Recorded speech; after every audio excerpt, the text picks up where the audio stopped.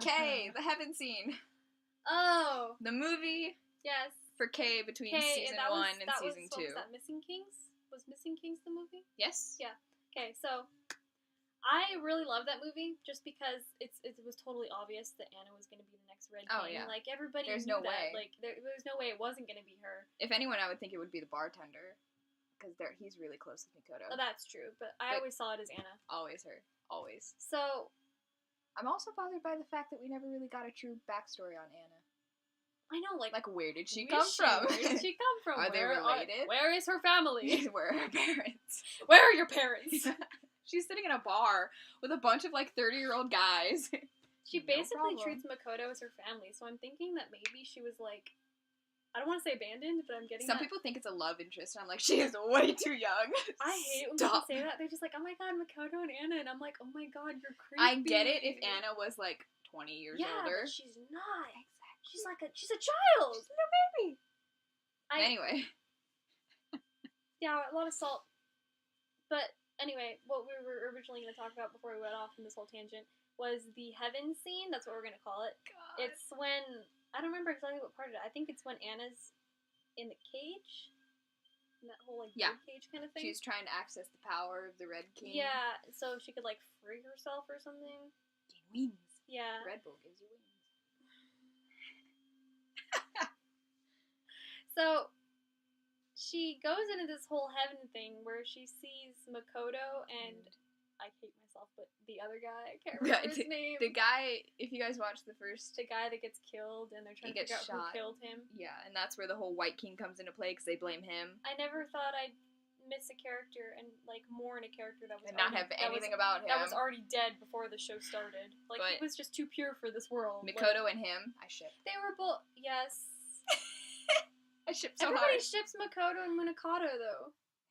I mean, I get it. It's an aggressive relationship with them. It's a love-hate relationship. Them are great. But yeah, those two together are fantastic. Aren't they? They are. They're really great. They are together. I have no doubts.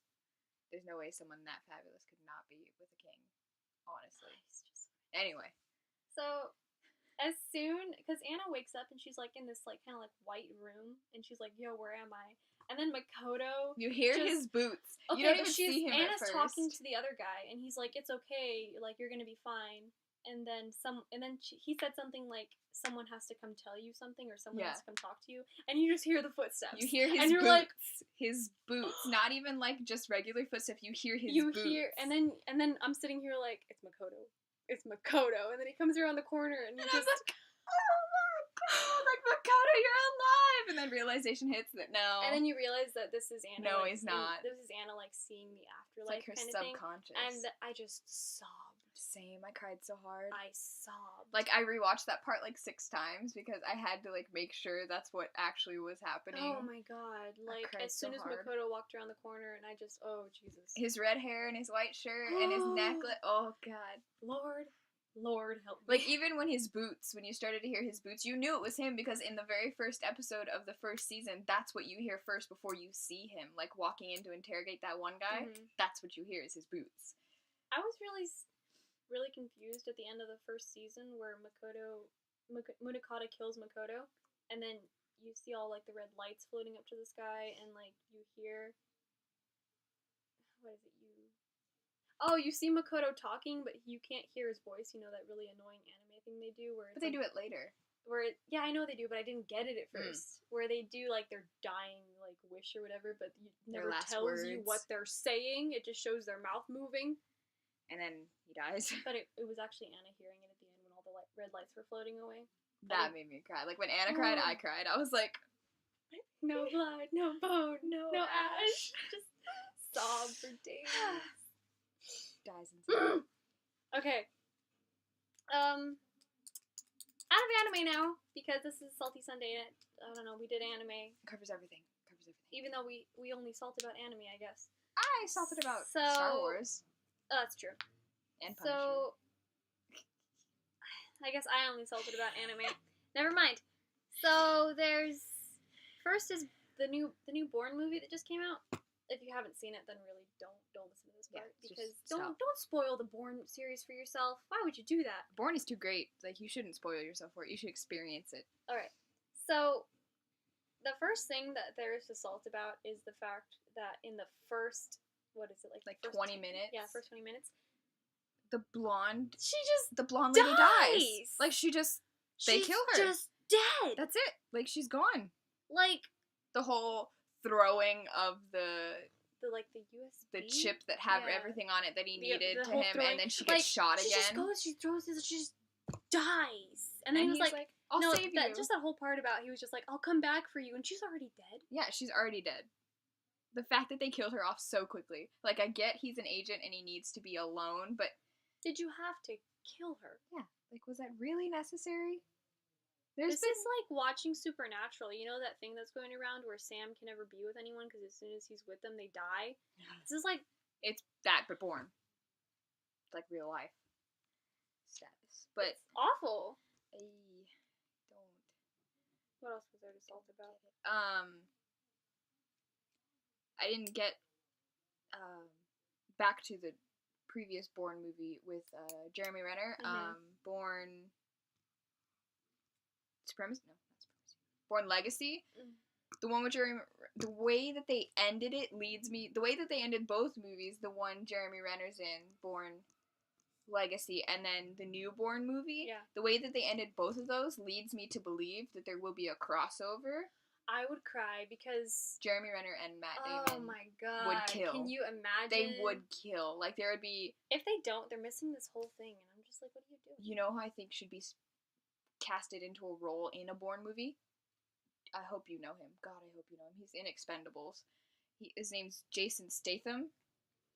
Boom! Oh, boom! My God. He would be a Bourne agent to the core. Could you imagine them fighting each other? I cry. I love Jason Statham. You do? Thank God I do too. Him.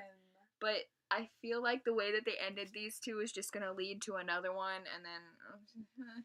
I love Jason Statham, but when they... I'm gonna go off on a tangent here for a second. When they put him in the Fast and Furious movies as a bad guy, I cried. Like... Don't make Jason Statham a villain. Oh, I liked him as the villain. I appreciated it greatly. It just made me upset because I always see him as like the, I don't want to say anti-hero, but the anti-hero kind of guy. Like, he doesn't want to help, but he helps anyway. Yeah, he's like, me. And then, like, afterwards, he's like, yeah, I'm okay with that. But in this movie, in Fast and Furious, he was like hardcore villain. And I really liked it. You know what, man? I'm gonna salt about Fast and Furious now. Did you see the new movie? It's not even on the list, but I just thought of it. The new movie with Jason. Yeah. Yeah. When at the end of the movie where they're on the airplane strip and the girl like falls out of the plane. I'm sorry. I'm just trying to remember that scene.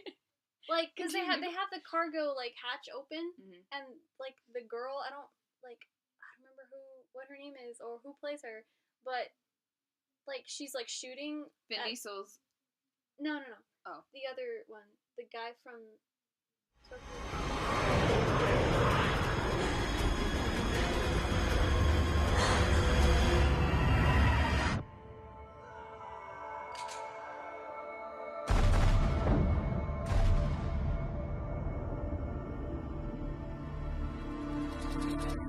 So she's done. Ain't no way you're walking that one off. It's so upsetting.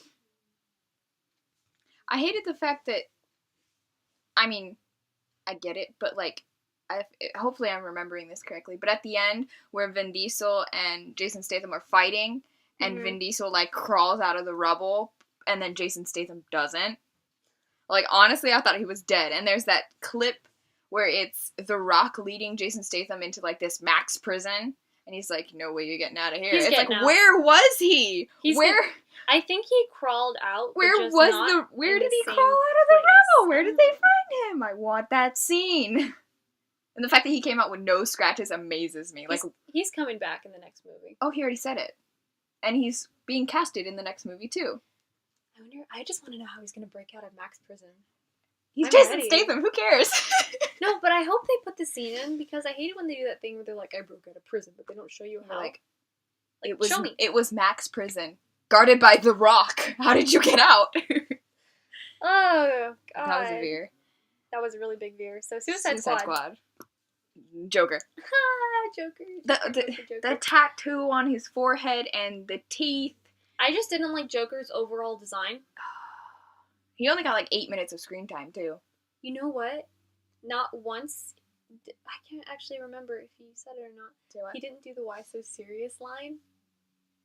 And I don't know why. I don't think he did. I don't know why that bothers me so much, but that just feels very Joker to me. And like, if you don't have that line somewhere in the movie, then it just doesn't feel like the Joker. Well, I feel like after Heath Ledger, we expected that line to be in there because it was such a memorable line performed by him. Because it's just the Joker. Like, it's the why.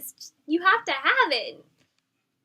I feel like if he did say it, he would have probably messed it up. Let's put a smile on that face. That was always my favorite one. But the word damaged across his tattoo. I understand he's supposed to be like a lord, like he's a drug lord, or like he's a lord in the crime area. But I understand the tattoos. I get it. It's references to the past. He has a robin tattooed on his arm, a dead robin. Jason Todd, anybody? I'm waiting for that spinoff. He has. We're never gonna get it.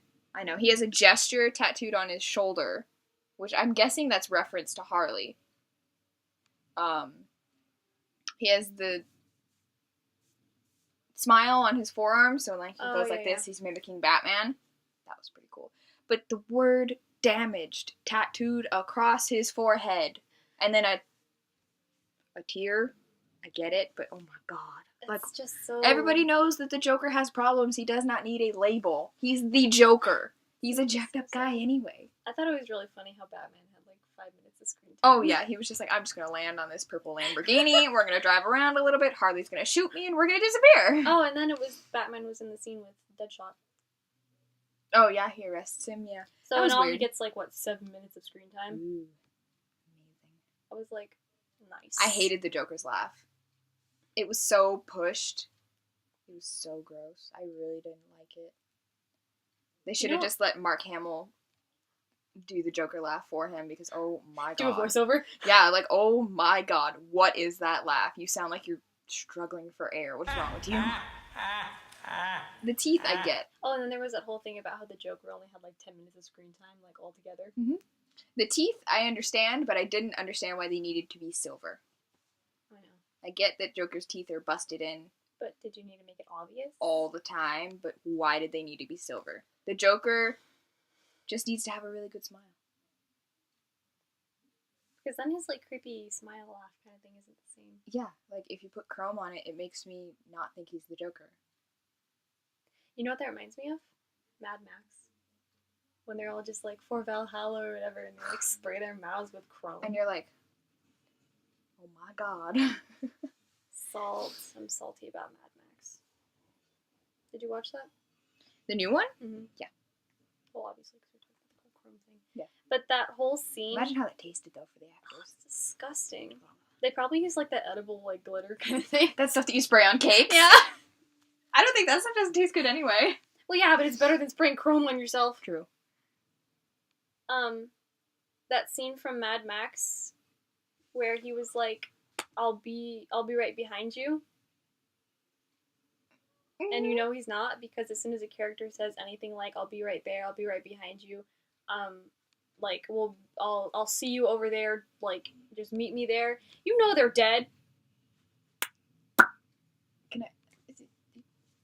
Back to Suicide Squad real fast, but... No, she remembered something. But, okay, so, in the comic books and in the animated series of Suicide Squad, Deadshot and Harley Quinn had a love interest. They were together at one point. Mm-hmm. Like, together.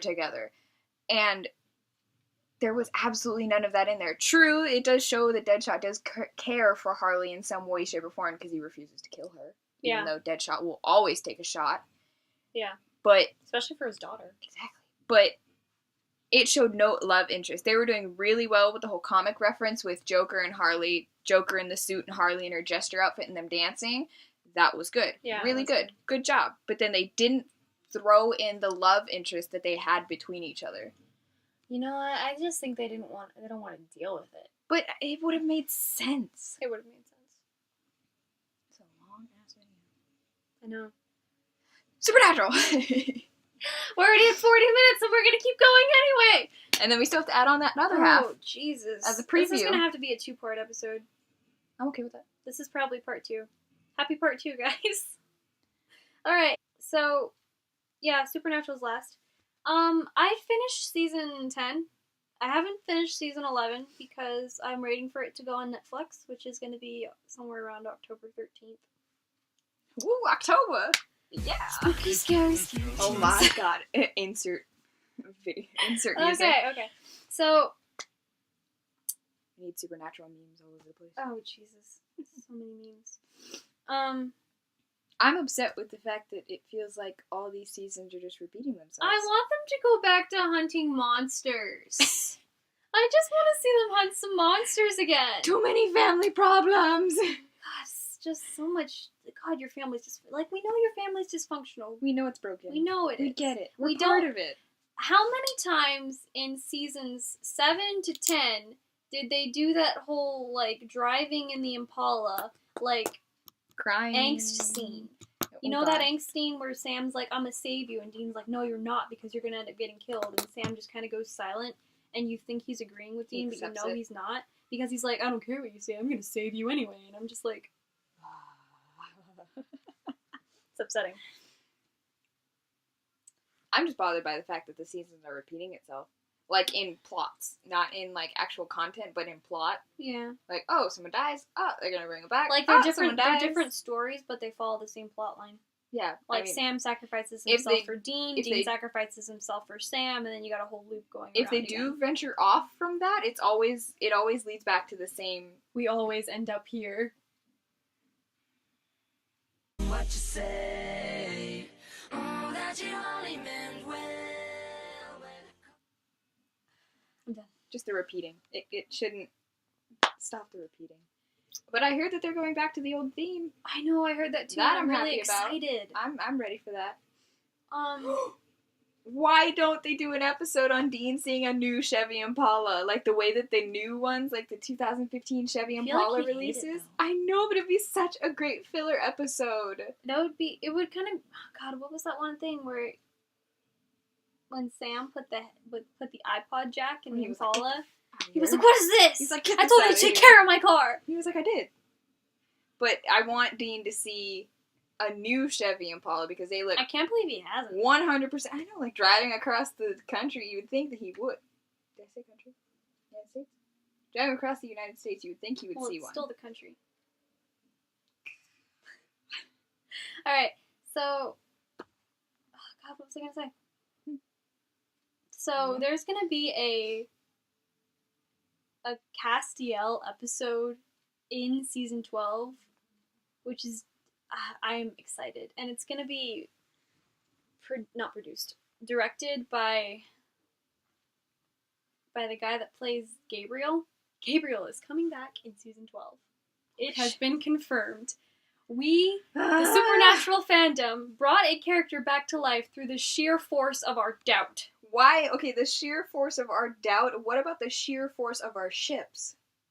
Why isn't Dean and Castiel a thing yet? I get it, but God, why isn't it a thing? There are moments where you're like, yes, it's gonna happen. Yes, and then they just cut it off, and you're like... You know what they're doing? They mess with us. Waiting to the bitter end? No, they mess with us.